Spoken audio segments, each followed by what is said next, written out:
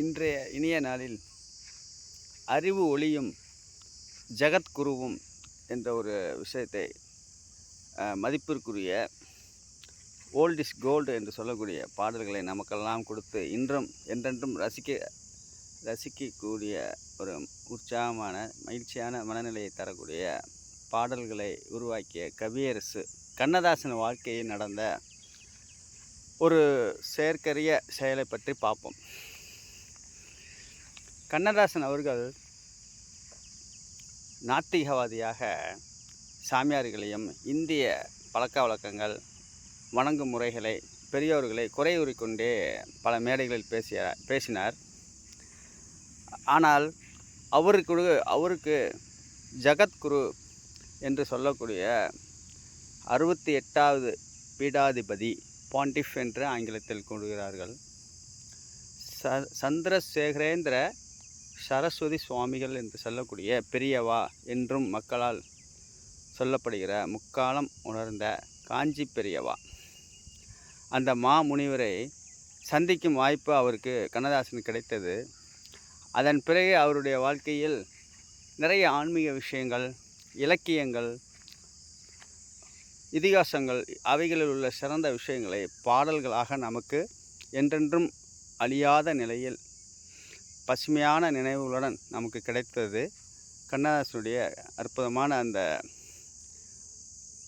காஞ்சி பெரியவரின் ஆசீர்வாதத்துக்கு பிறகுதான் அவருக்கு உயர்ந்த நல்ல விஷயங்கள் அடங்கிய பாடல்களை எழுத முடிந்தது. அதற்கு முன் எழுதிய பாடல்களை விட அந்த பெரியவரை சந்தித்த பிறகு கிடைத்த பாடல்கள் தான் நமக்கு என்றும் இனிமையாக அமைந்துள்ளது.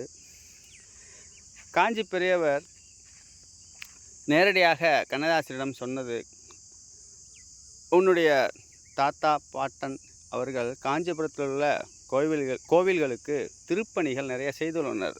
நீ அப்பேற்பட்ட ஒரு பரம்பரையில் வந்த மனிதன், நீ தவறான பாதையில் சென்று விடக்கூடாது, நாத்திகவாதியாக இருக்காதே, உனக்கு கடவுளுடைய பரிபூர்ண ஆசீர்வாதம் உண்டு என்று சொல்லி விபூதி தருகிறார்.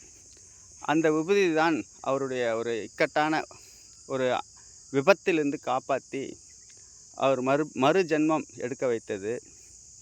அதன் பிறகு கண்ணீர் விட்டு அழுது கண்ணதாசன் அவர்களை சந்தித்து நெடுஞ்சான் கிடையாக காஞ்சிபுரம் மடத்தில் விழுந்து வணங்கிட்டு, எனக்கு என் வாழ்க்கையை மாற்றிய உங்களுக்கு நான் எப்படி கடமைப்பட்டுள்ளேன், எனக்கு ஒரு பேனா ஒன்று பரிசாக தர வேண்டும் என்று காஞ்சி பெரியவரை கேட்கிறார் கண்ணதாசன்.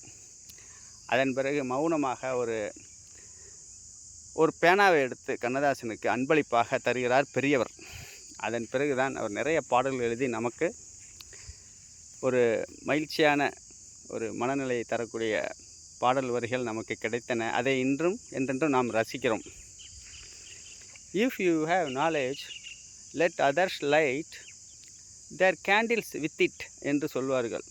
நமக்கு அறிவு மதிநுட்பமும் சிறப்பாக அமைந்தால் அதை மற்றவர்களுடைய வாழ்க்கையில் மெழுகுபடுத்திய போல் ஒளியேற்றி நாம் அவர்களுக்கு உதவியாக வாழ வேண்டும் என்பது இந்த ஆங்கில புரோவர்பின் விளக்கமாகும். அதைத்தான் காஞ்சி பெரியவர் செய்தார். ஜகத்குரு என்று சொல்கிறோம், எல்லோரும் ஜகத்குரு கிடையாது.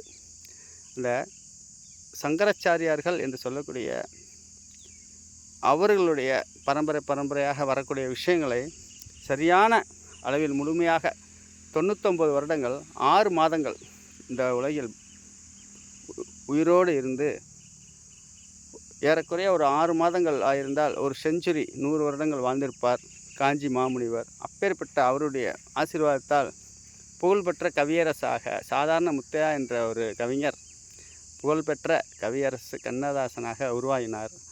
ஆகவே நம்மளுடைய அறிவானது பிறருக்கு நன்மை தரக்கூடியதாகவும் நம் குடும்பத்தில் உள்ளோருக்கு வழிகாட்டுதலாகவும் என்றென்றும் இருக்குமே. ஆனால் அதைவிட சிறந்த பொக்கிஷம் ஏதும் இல்லை.